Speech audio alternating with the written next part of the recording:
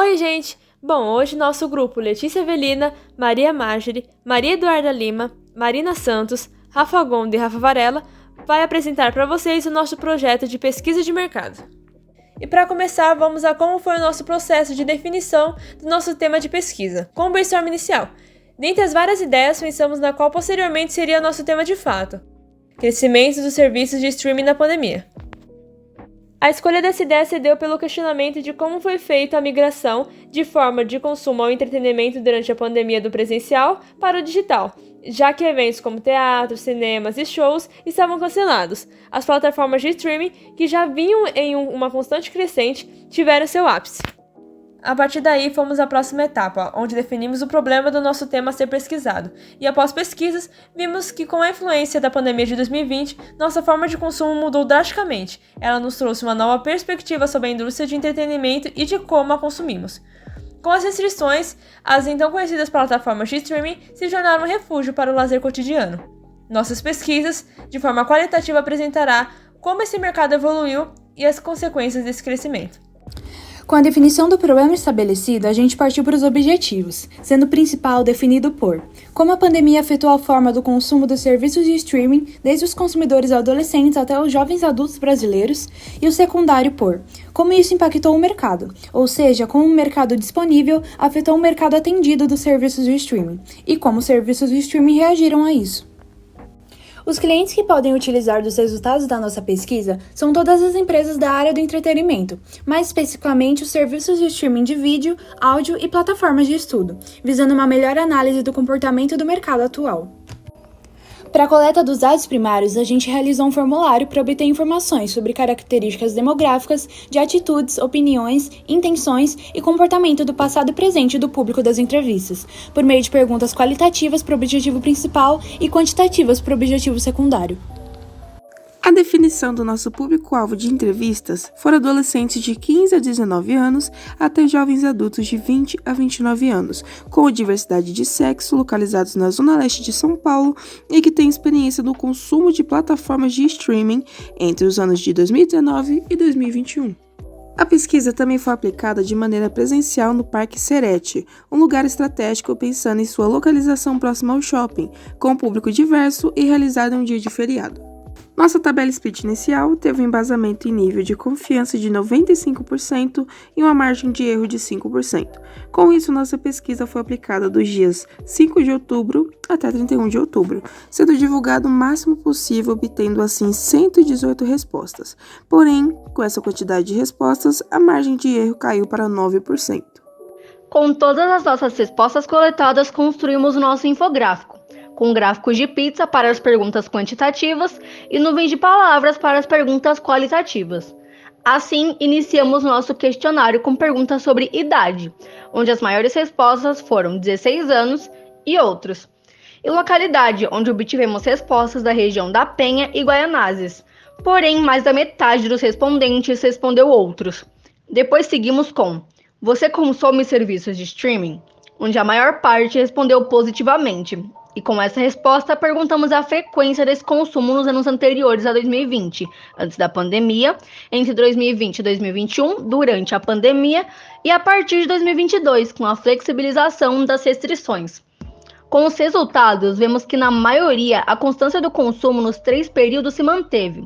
Os streamings de vídeo em específico tiveram 21% das respostas como aumentou, e apenas 9% como reduziu, além das variações positivas, que seriam um aumento apenas durante a pandemia, que somam 16%, e as negativas, uma redução apenas durante a pandemia, apenas 4%, enquanto os streamings de música tiveram 25% das respostas como aumento, 8% de variação positiva, 5% redução e só 3% de variação negativa.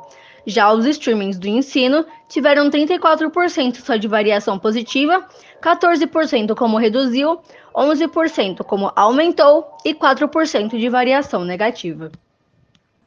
Em contraponto a esses dados, partimos para perguntas sobre entretenimento presencial, para entendermos as diferenças desses dois universos do lazer e a transição entre eles durante a pandemia, onde as respostas sobre "você consome entretenimento presencial?" tiveram uma quantidade significativa de nãos, mas ainda assim são a minoria.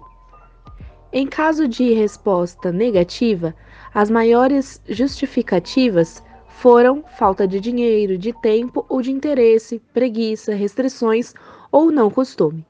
Para as respostas positivas, era perguntado em seguida: como foi para você a mudança do consumo do entretenimento presencial para o virtual durante o isolamento social ocasionado pela pandemia? Como mostrado na nossa nuvem de palavras, as respostas mais frequentes foram: horrível, tranquilo, difícil, normal, ruim, aprendizagem, grande mudança, desafiador, entre outros. A seguir, vejam alguns apontamentos realizados por uma profissional em formação da área de entretenimento. Olá, meu nome é Clarissa Mota, tenho 19 anos, faço faculdade de Rádio e TV na Unasp e eu sou de Campinas. Qual era o meu consumo de streaming antes da pandemia? Bom, antes da pandemia eu assistia só Netflix, né?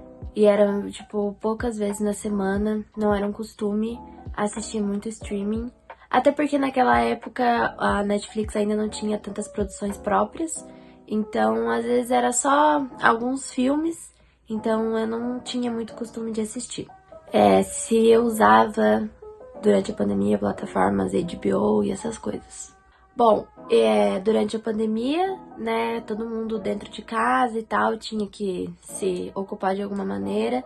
E aí também as empresas começaram a se aproveitar disso, né, e aí abriram várias plataformas, a HBO Max, Prime Video, a Disney.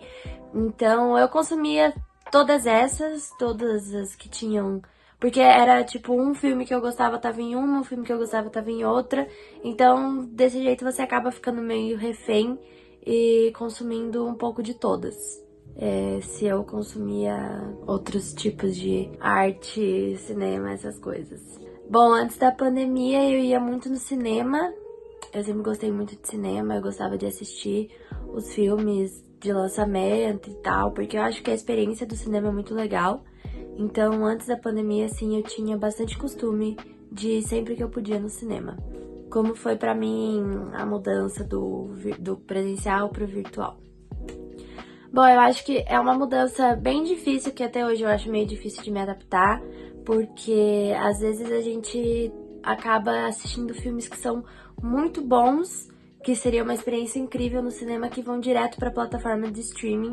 E eu sinto também que muitos filmes e séries se tornaram simplesmente um comércio e não necessariamente um entretenimento e arte, né? Então, assim, o cinema ficou meio de lado. Eu acho isso muito triste, porque pra mim a experiência do filme no cinema teria que ser com qualquer filme. Então, eu acho que perdeu muito isso, perdeu a beleza, né, de você ir lá no cinema, um filme que lançou, ter toda aquela experiência, porque às vezes ali lançou no streaming, você põe, às vezes você tá fazendo alguma outra coisa, tá mexendo no celular, então eu acho que perdeu toda essa sensação de imersão, de estar assistindo ao filme. Com todo o projeto, podemos observar a migração do público para os serviços de entretenimento online, o que já acontecia, mas foi maximizado com a pandemia. Uma transição complexa e específica para cada tipo de streaming. Para as plataformas de vídeo e de música, seria proveitoso usar de nossa pesquisa para observar o aumento do público que veio com os últimos 3 anos, os fidelizando e apoiando nesse processo de mudança que se mostrou difícil para muitos, além de buscar o público que reduziu seu consumo, por menor que seja. As plataformas de estudo, seria interessante conhecer o seu público de variação positiva e montar estratégias para mantê-los mesmo após a pandemia, e também observar a significativa queda do público do consumo durante esses anos, criando meios de mudar esse cenário. Agradecemos a todos vocês que assistiram e acompanharam o nosso projeto. Muito obrigada!